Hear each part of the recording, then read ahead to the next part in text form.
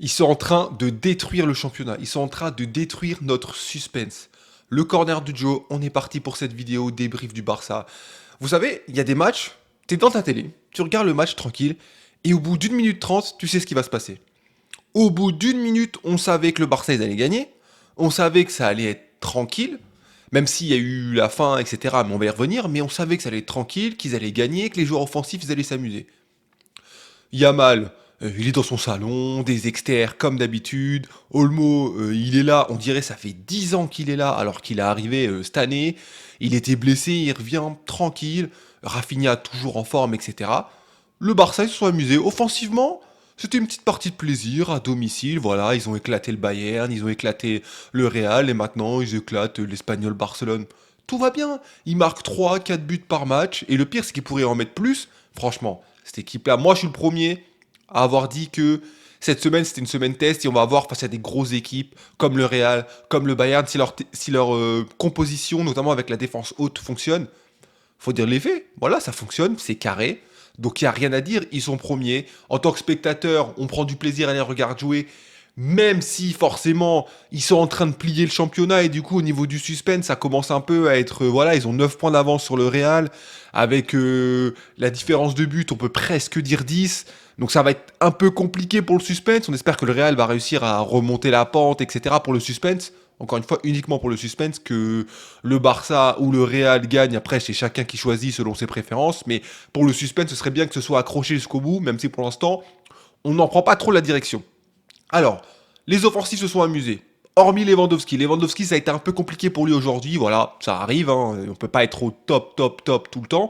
Là, il a eu un match un peu plus compliqué. Mais ça change rien au fait qu'il va passer une très bonne saison, ça j'en doute pas, au vu des joueurs qu'il y a autour de lui, de l'animation, etc. Yamal et Olmo, c'est vraiment des joueurs qui sont connectés, ils parlent le même football, c'est facile, Pedri c'est facile, Casado c'est facile techniquement surtout, c'est vraiment cette empreinte ADN du Barça qu'on ressent à chaque match. Ils ont le ballon, ils gardent le ballon, mais ils se contentent pas de faire une possession stérile comme ils ont fait par le passé. Encore une fois, c'est possession et d'un coup on attaque, c'est tranchant. Ils ont les joueurs, ils sont rapides, offensifs, intelligents, donc vraiment du plaisir. Après, il y a ce côté de la défense, et ça va amener au petit débat d'aujourd'hui, c'est est-ce que la défense haute, c'est une bonne idée? Parce que moi, j'avoue, je fais partie de ceux qui disaient que, à force de jouer en défense haute, ils vont finir par le payer contre des équipes qui sont plus fortes, qui vont être capables de mieux contrer. Là encore, contre l'Espagnol Barcelone, ils ont eu des actions, hein. Même s'il y a eu des hors-jeux, on va revenir sur les hors-jeux, ça c'est un cas à part, mais ils ont eu des actions, voilà, on sait qu'il y a des espaces, etc. Ça fait partie de leur jeu d'être très haut et donc d'avoir la possession haute, mais forcément de prendre le risque d'être contré. Est-ce que c'est une bonne idée? Moi, je faisais partie de ceux qui pensaient que ça marche pas.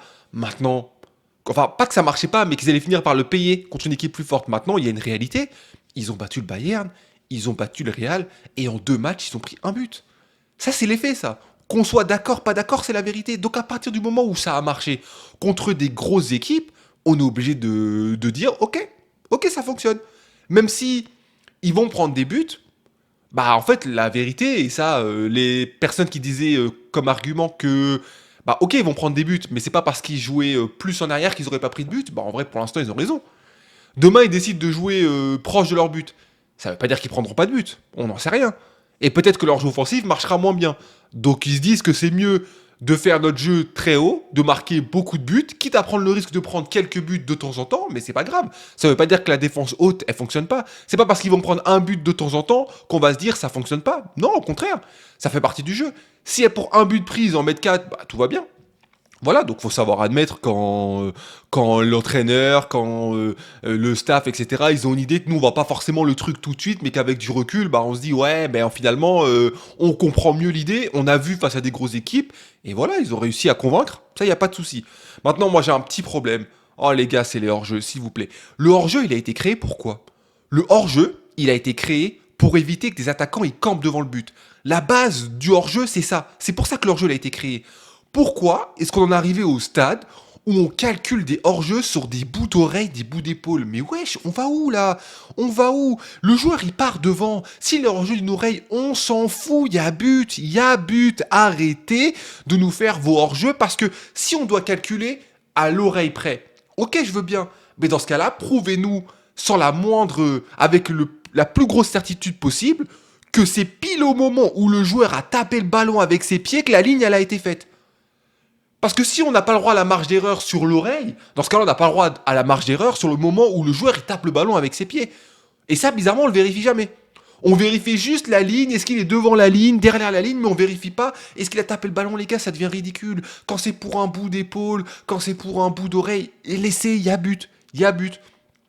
Il devrait y avoir un genre de, je sais pas, genre un minimum d'interprétation. On se dit, ok, s'il est à 20 centimètres près, loin de la ligne, ça passe. Faut arrêter avec ces hors-jeux comme ça, quadrillés, où les mecs ils célèbrent et 2 minutes après on leur dit, ouais, y a pas but, une fois. 2 minutes après, y a pas but, deux fois. Trois fois. Les gars, à un moment donné, c'est plus le football, c'est n'importe quoi. À ce niveau-là, c'est n'importe quoi. Et c'est pas contre le Barça. Le Barça aurait gagné avec ou sans ça. J'ai aucun doute là-dessus. Le Barça mérite d'être premier. C'est absolument pas ça. Je parle juste de ce match, je profite de ce match pour rappeler que le hors-jeu, ça a été créé pour éviter que des mecs campent.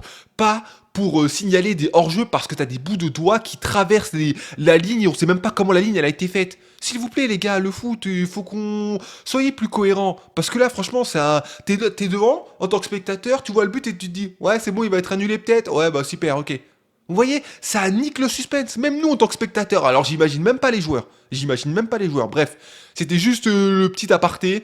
Maintenant, comme on l'a dit, le Barça, ils ont gagné. C'est mérité. Ils sont en train de plier le championnat. À voir en Ligue des Champions, parce que j'ai envie de dire, la Ligue des Champions va devenir plus intéressant pour le Barça que le championnat, même s'ils vont toujours se focus sur le championnat, il n'y a pas de souci. Le Real n'a pas joué, comme vous le savez, suite au drame de Valence, et c'est triste pour eux. On leur souhaite que les choses s'arrangent, se fixent, etc.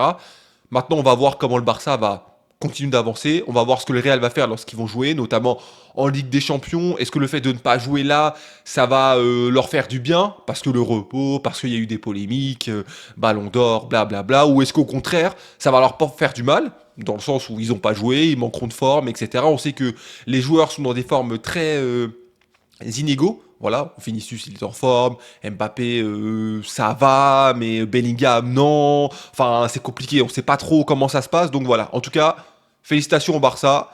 Dites-moi ce que vous avez pensé du match. C'est qui votre homme du match? Moi, perso, mon homme du match, je le dis tout de suite, c'est Olmo. Olmo, je le trouve incroyable. Oui, il a marqué 2 buts, mais c'est pas que ça. C'est le fait qu'on a l'impression qu'il a toujours été là. Et je trouve ça vraiment incroyable. Bref, vous me dites ce que vous en avez pensé. Corner de Joe. Ciao.